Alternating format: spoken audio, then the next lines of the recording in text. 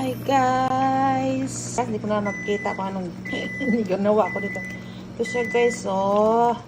Tsaka crispy na bacon. Kasi may patula ako na nabili. Nilagyan ko ng miswa. Ayan siya guys, luto na siya.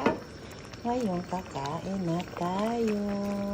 So, ang jumbo na laki ng shrimp na ito guys. I've been busy guys. So, luto ako ng miswa guys. Ang sarap oh. Kain tayo guys.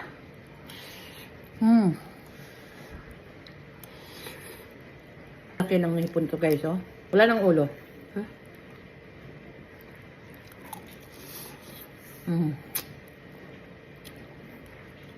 Sarap.